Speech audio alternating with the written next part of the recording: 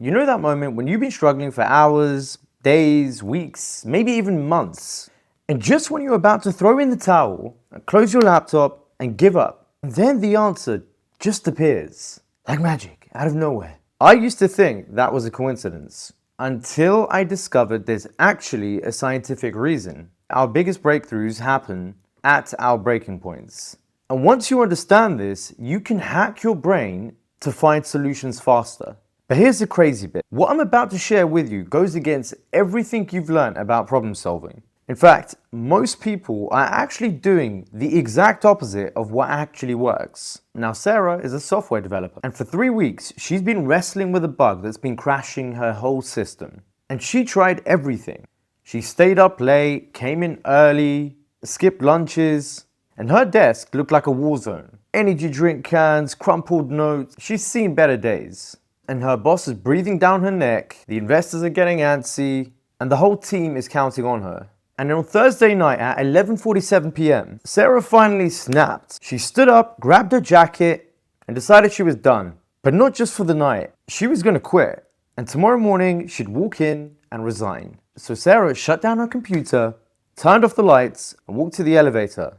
And then, in the elevator, something weird happens. And as the floors counted down from 7, 6, 5, a random thought pops into her head. What if the problem wasn't in the code that she's been staring at? What if it was in a completely different module? So Sarah runs back to her desk, and 15 minutes later, she finds it. A single full stop, a single misplaced spelling error in the file that she hasn't opened in 6 months. And then the bug was fixed. And what most people don't know is that this wasn't luck. Her brain did exactly what it was designed to do. See, I've been obsessed with this phenomenon for years. I've read and observed probably thousands of these types of moments. And what I found would blow your mind. It turns out there is a pattern. And it happens to everyone. From Nobel Prize winners to kids doing their homework. Einstein calls it combinatory play.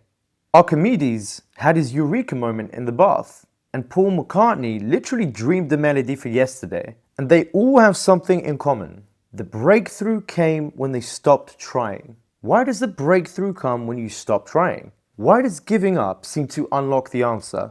Now here's where it gets interesting. Your brain has two distinct problem-solving networks. There's the executive attention network. That's your conscious, focused thinking. Think of it like a spotlight. It's intense but narrow. And when you're actively working on a problem, grinding away, this network takes charge. But there's another network. This is your brain's background processor, and it's always running, making connections in the background that you're not even aware of. But here's the thing, these two networks can't operate at the same time. Think of it like two people trying to use a microphone, and one person has to talk at a time. So when you're pushing with the executive network, which is your default mode, your creative pattern-finding network is muted. The moment when you say, I'm done, that's when the microphone gets passed. There's a very smart man called Dr. Marcus Reichel who discovered something at Washington University. And that is, when people stop focusing on tasks, their brains don't actually rest. Instead, the brain activity shifts to different regions. Regions associated with memory, imagination, and future planning. It's like your brain having a conversation with itself. Different parts that normally don't talk start exchanging information. And this is where things get really wild. I know, right? This geek speak is as wild as I get. So researchers at Northwestern University did this experiment. They gave people impossible puzzles. Puzzles that are literally designed to be unsolvable. But they told the participants that they are solvable. So people worked on these puzzles for 30 minutes only to get frustrated. Then the researchers would bring them back the next day and give them similar puzzles that were actually solvable. And the people who had struggled the day before, they solved these new puzzles 40% quicker than the control group. So these researchers found that their brains have actually been working and processing these puzzles in the background, in the shower, during their sleep, whilst they're watching Netflix, thinking they've failed. But wait, there's also another thing that we haven't mentioned. You know what emotion you feel right before giving up? Frustration, anger, maybe even despair. Turns out, these emotions aren't just side effects. They're part of the mechanism. So those smart researchers that carried out these puzzle problems put these people through an fMRI machine whilst they solved the problems. And they noticed something bizarre. Right before these people had these aha moments, there was a surge of gamma rays in the brain. The surge was often preceded by a spike in stress hormones. So it's almost like your brain needs a certain level of tension before it can release creativity. Think of it like a bow and arrow.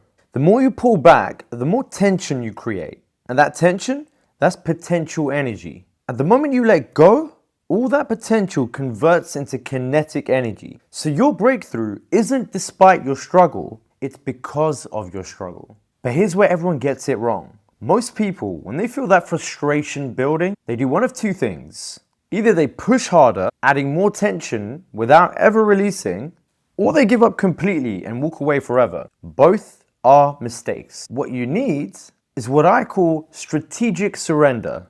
So here's how to hack the process and get to that breakthrough faster. Firstly, and this is counterintuitive, is that you need to struggle first, but not endless struggle, time-boxed struggle. So if you give yourself an intense period of focus for like 25 minutes, 45 minutes, whatever works, but have a definite end. And secondly, and this is crucial, you need to quit before you're exhausted.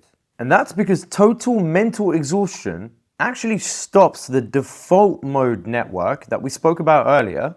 So you want to stop just while you still have mental energy. Just redirect it. So think of it like this. You're not giving up, you're just changing the channel. And thirdly, and no one does this, is you need to prime your unconscious. So before you walk away, spend 60 seconds reviewing what you've tried and what the problem really is. And just a quick mental summary. This is like giving your default mode network a grocery list before it goes shopping. Fourthly, do something physically different but mentally easy. That could be going for a walk or having a shower and doing the dishes. So you're body busy but mind free. This is the sweet spot where the breakthroughs live. And I can almost see you agreeing with me as I'm saying this because you've experienced this at some point in your life, right? I call this the fake quit method, where you literally tell yourself that you're done. Out loud, I quit. I'm walking away. This is impossible. Finito.